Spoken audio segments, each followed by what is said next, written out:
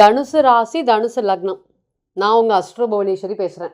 2025 December மாத பலன்கள் முடியும் தருவாயில். குரு 8ல் இருக்காரு.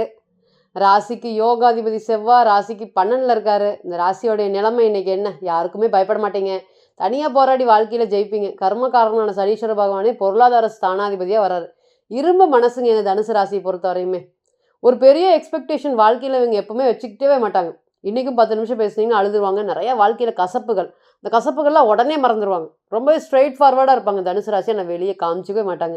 நம்ம தனுசை பொறுத்த வரையும் பேசிகிட்டே போகலாம். அந்த ராசியோடைய குணம் எவ்வளோ இருந்தாலும் ஃபினான்ஷியல் அப்படிங்கிறது இன்னும் மேலே போகணும் மேலே போகணும் மேலே போகணும் ஓடிக்கிட்டே இருக்கக்கூடிய ராசி. இது போதும் அப்படிங்கிற காம்ப்ரமைஸ், அதற்கு உண்டான எஃபர்ட்ஸ் அப்படிங்கிறது மற்றவங்களை கம்பேர் பண்ணும்போது 100 மடங்கு 200 மடங்கு போடுவாங்க. அது எல்லாத்துக்குமே வரல, அந்த அளவுக்கு ஒரு growth வரல அப்படின்னாலுமே அதை விடவே மாட்டாங்க. கடைசி வரையும் அதை போராடிட்டே இருப்பாங்க. இன்னைக்கு எல்லாமே மனசு நெகிழும்படி, அவங்களுடைய விஷயங்கள் கஷ்டப்படும்படி தான் ஒரு விஷயங்களும் இன்னைக்கு நடந்துட்டு இருக்கு. ஒரு முறை பழகினால் உயிரையும் கொடுக்கக்கூடிய நபர்கள். அப்போ இந்த தனுசு ராசியெல்லாம் காதலிச்சாங்கன்னு வச்சுக்கோங்களேன், இல்லை ஒரு திருமண உறவுக்குள்ள போயிட்டாங்கன்னு வச்சுக்கோங்களேன், அது எனக்கு சம்பாதிக்கல, நான் நல்லா இருக்கேன் நல்லா இருக்கல, திருமண வாழ்க்கையில் உள்ள வந்துட்டேன், நான் அதை கக்க வச்சுக்கிறதுக்கு போராடுவேன், நான் எவ்வளோ இருந்தாலும் இதை விட்டு கொடுக்க மாட்டேன். தனுசு பொறுத்த வரையுமே காதலில் போனாலும் அப்படி தான். நம்ம வசதியாக இருக்கோம், இல்லை நம்ம பொண்ணை விரும்பிடுச்சு, அந்த பொண்ணு நம்மளை சரின்னு சொல்லிடுச்சு, நம்ம இது திருமண வாழ்க்கையை பார்த்திங்கன்னா கொண்டு போகணும். ஒரு விஷயத்த அப்படியே விட்டுறக்கூடாது யாரையுமே. இதுவே உறவுக்கு எடுத்துக்கோங்களேன், தன்னுடைய அண்ணன் பொண்ணு தங்கச்சி பொண்ணு இவங்க எல்லாத்தையுமே தன்னுடைய குழந்தைகள் மாதிரி நினைக்கக்கூடிய மனசு இந்த தனுசு ராசிக்கு தான் இருக்குது. வேறு யாருக்குமே இல்லைங்க. 100 ரூபா சம்பாதிச்சாலும் அவங்களுக்கு இன்றைக்கி ஏதாவது ஒருனா அவசரம்னா ஓடி போய் நிற்கிறது தனுசு ராசியாக தான் இருக்கும். இன்றைக்கி இவங்க மற்றவங்க நிறையா பேர் இவங்களை ஒதுக்கி வைக்கக்கூடிய ஒரு சூழ்நிலை இருக்குது. இன்றைக்குமே இவங்களுக்கு தன்னம்பிக்கை ரொம்ப அதிகங்க. தனுசை பொறுத்தவரையும் ஜெயிச்சுட்டு போயிட்டே இருப்பாங்க. எந்த கிரகம் தனுசில் இருக்குது, சனி பகவான் இருந்தாலும் சரி, சந்திர பகவான் இருந்தாலும் சரி, அல்லது குரு, இந்த 1989 90ல் பிறந்தவங்களுக்கு எல்லாத்துக்குமே குரு இந்த ராசியை பார்ப்பார். இந்த ராசியில் பிறந்து குரு ராசியை பார்த்துட்டாருன்னு இவங்கள மாதிரி நல்லவங்க வேறு யாருக்கையிலும் யாருமே இல்லைங்க.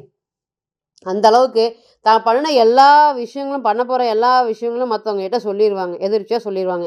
அதையெல்லாம் பார்த்திங்கன்னா கண் திருஷ்டிகள் மாதிரி பட்டு அது எதுவுமே நடக்காமல் போயிடும். அதுதான் இன்றைக்கி தனுசை பொறுத்த வரையும் போயிட்டுருக்கு. வளர்ச்சிகள் அப்படிங்கிறது எங்கேருந்து தான் பிரச்சனைகள் வர்றதுன்னு தெரியல. அந்தளவுக்கு வீழ்ச்சிகள் தான் இருக்குது, வளர்ச்சிகள் இல்லை.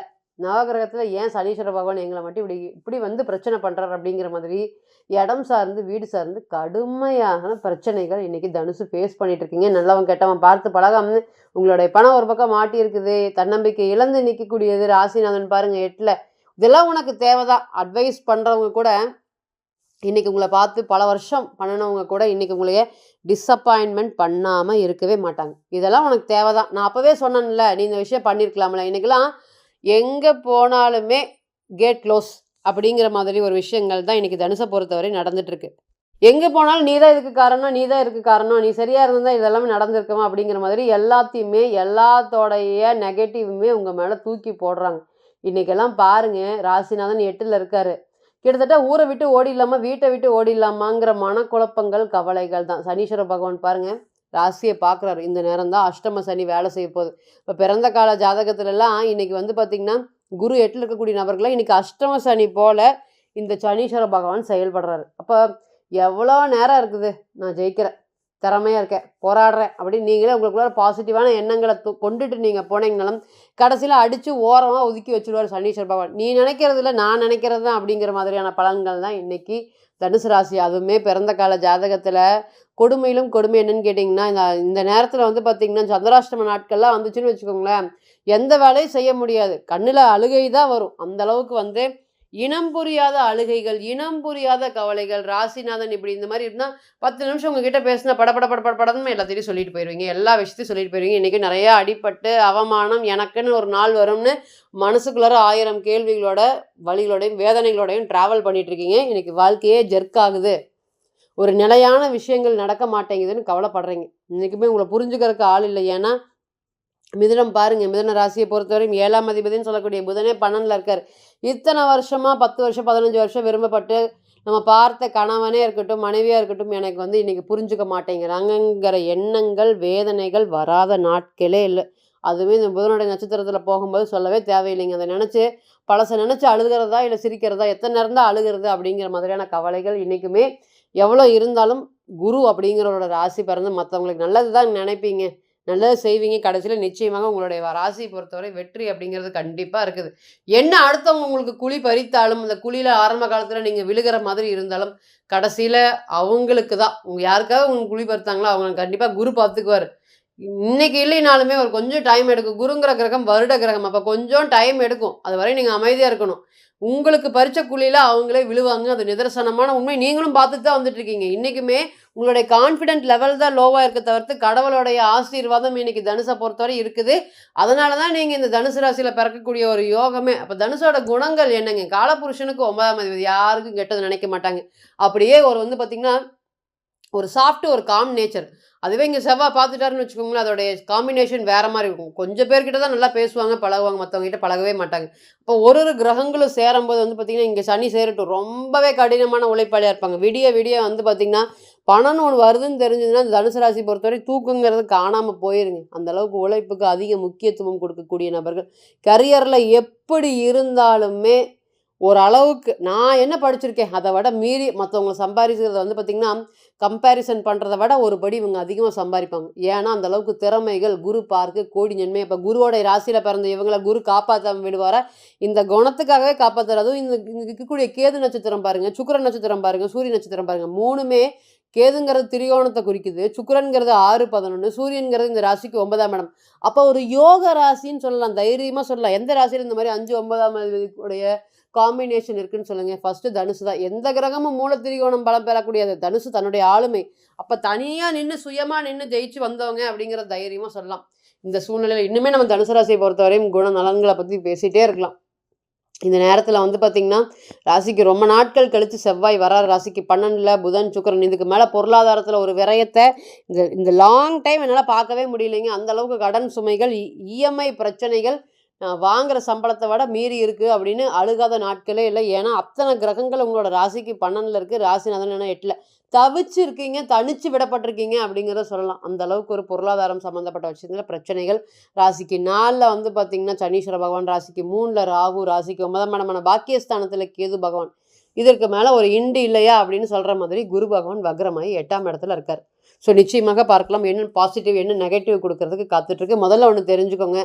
இப்ப நம்ம சொல்றது எல்லாமே கோச்சார பலன்கள் தான். ஸோ, அது அப்படியே பிறந்த கால ஜாதகத்துல போய் பொருத்தி பார்த்துறக்கூடாது. ராசியோட குண இயல்புகள் இதே மாதிரி தான் இருக்கும்.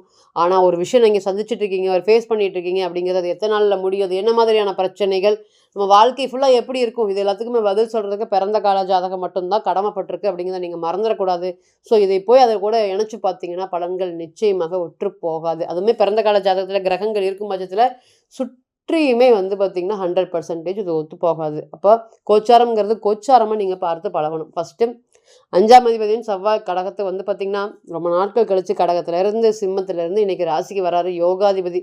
தைரியமா முடிவெடுக்க போறீங்க. தன்னம்பிக்கை, துணிச்சல், செயல்திறன், வேகம், விவேகம், வெற்றி இதெல்லாம் தனுசு ராசிக்கு காத்துட்டு இருக்கு. ராசிநாதன் ஆனா என்ன? ராசிக்கு 5ஆம் அதிபதியா இன்னொரு யோகா முருகர் உங்களை தேடி வந்துட்டாரு அப்படிங்கிற மாதிரி. அப்ப இந்த நேரம் குழந்தையே இல்ல. குழந்தை செல்வத்துக்காக வேண்டாத கோயில்ல, போகாத தெய்வங்கள்ல அத்தனை விரதம் எடுக்கிறேங்க. எங்களோட குடும்பம் தலை சிறக்கணும். எங்களுடைய குலதெய்வத்தோட அனுகிரகம் எனக்கு இருக்கணும். இன்னைக்கெல்லாம் பாருங்க, குலதெய்வத்தோட அனுகிரகம் தான் வேண்டி பல பேர் இந்த செவ்வாய் ராசியில வந்தோடனே உங்களுடைய ஃபர்ஸ்ட் எண்ணங்கள், ஒருவேளை குலதெய்வ கோயிலுக்கு போகாம நமக்கு இந்த மாதிரி ஆயிடுச்சோ, அங்க போய் கும்பிடாம நம்ம இந்த மாதிரி ஆயிட்டோமோ, நமக்கு ஒரு வளர்ச்சிகள் இல்லையோ அப்படிங்கிற எண்ணங்கள் எப்போ ஒரு கிரகங்கள் மேல பயணிக்கும் போது தான் வரும். அப்ப இந்த நேரம் பார்த்தீங்கன்னா, குலதெய்வ சார்ந்தும், குழந்தை சார்ந்த விஷயத்துல இருக்கக்கூடிய பிரச்சனைகள் எல்லாமே தீர்க்கறதுக்குண்டான காலமா இருக்கும். இப்ப திருமண வாழ்க்கை அப்படிங்கிறது தனுச பொறுத்தவரையும் ரொம்பவே கஷ்டமாயி போராட்டக்கூடிய சூழ்நிலைகள் இருக்கு. வெளிய மட்டும் தான் சிரிச்சுட்டு இருக்கீங்க. இன்னைக்கு மனசுக்குள்ள வலி, வேதனைகளோட எனக்கு மட்டும் தான் நல்லவனான எனக்கு மட்டும் தான் ஏன் இப்படி ஆகுது? நல்லவனா இருக்கேன். எனக்கு மட்டும் ஏன் இப்படி ஆகுதுங்கிற வார்த்தைகள் தான் முதல் உங்களுக்கு வந்துட்டு இருக்கு. இனிமேல் வீண் செலவு, விரய செலவு இது எல்லாமே கட்டுப்படுத்த போகுது. அதேபோல திருமண வாழ்க்கை அப்படிங்கிறது காம்ப்ரமைஸ் கடைசி ஸ்டேஜ்ல போய் திரும்பி மறுபடியும் பேசுவதற்கு, சேர்றதுக்கு ரொம்பவே வாய்ப்பு அதிகமாக இருக்குது. அதேபோல காதலிச்சுட்டு இருக்கோம். பெற்றோர் சம்மதத்தோட கல்யாணம் பண்ணலான்ட்டு இருக்கோம். இது கல்யாணத்துல முடியுமா? இல்லையா? அப்படிங்கிறது ரொம்ப கஷ்டமா இருக்கு. இந்த பொண்ணு பார்த்தீங்கன்னா, ஒரு பதில் சொல்ல மாட்டேங்குது அப்படிங்கிற மாதிரி 5ஆம் அதிபதி ராசிக்கு வந்துட்டா நமக்கு இந்த மாதிரி எண்ணங்கள் தான் அலக்களிக்கிறதுக்கு ஒருத்தர் அலக்களிக்கிறது, ஒருத்தர் புரிஞ்சுக்காம இருக்கிறது, ஒருத்தர்னால ஒருத்தர் சண்டைகள் அதிகமா போட்டுட்டு இருக்கு. இந்த மாதிரி பிரச்சனைகள் எல்லாமே இனி வரக்கூடிய காலங்கள் சூழ்நிலைக்கு தகுந்த மாதிரி அப்படியே பார்த்தீங்கன்னா குறைஞ்சிரும்.